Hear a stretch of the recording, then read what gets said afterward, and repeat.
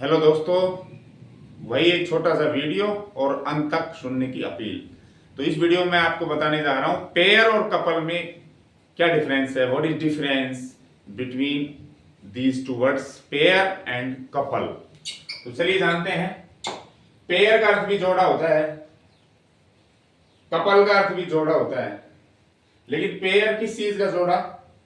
ये उन दो चीजों के लिए प्रयुक्त होता है जो एक समान हो, एक समान चीजों के लिए और दो चीजों के लिए यूज होता है। जैसे मैं कहूं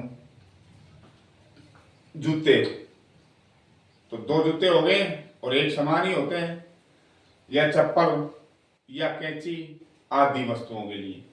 और साथ में काम करती हूं वो दोनों चीजें, जिन वस्तुओं को जोड़ा है वो दोनों वस्तुएं एक साथ काम करती हूं। ये नहीं भी एक जूता पहन ले एक नहीं पहने, साथ ही काम करेंगे दोनों।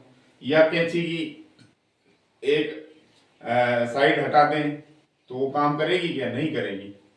तो उन दो चीजों के लिए प्रयुक्त होता है पेयर, जो एक समान हो और साथ में काम करती हो। इन्हें अलग करने पर ये बेकार हो जाती है। जैसे एक चप्पल खो गई तो दूसरी काम की नहीं रहती है।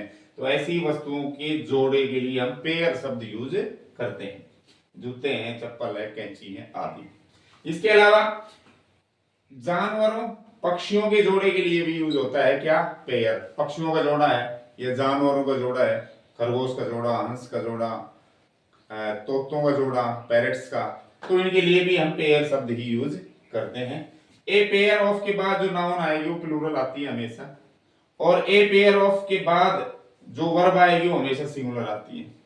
ए पेयर ऑफ के बाद नाउन, जैसे ए pair of shoes, A pair of books, इस तरह से तो प्लूरल आती है नाउन।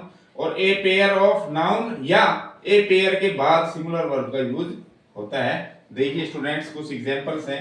मैंने एक जोड़ी हंस या खरगोश देखे। आई सा ए पेयर ऑफ स्वान्स या रैबिट्स। ए पेयर ऑफ के बाद देखिए नाउन प्लूरल आ रही है। A pair of shoes, A pair of के बाद नाउन प्लूरल आ रही है, लेकिन वर्ब सिंगुलर आती है। कैसी आती है? हमेशा सिंगुलर वर्ब आती है। A pair of shoes is lying there, एक जोड़ी जूते वहां पड़े हुए हैं। Where is my pair of slippers, मेरे पेयर ऑफ स्लीपर्स, चप्पलों की जो जोड़ी है मेरी वो कहाँ है? He bought a pair of gloves, उसने एक जोड़ी दस्ताने खरीदे। PAIR, एक जोड़ी दस्ताने उसने खरीदे। तो डियर स्टूडेंट्स, ये था पेयर का यूज। अब चलिए देखते हैं कपल। कपल का मतलब भी जोड़ा होता है, युगल होता है। प्रेमी प्रेमिका का जोड़ा या पति पत्नी का जोड़ा, जिसको दंपत्ति कहते हैं, दंपत्ति।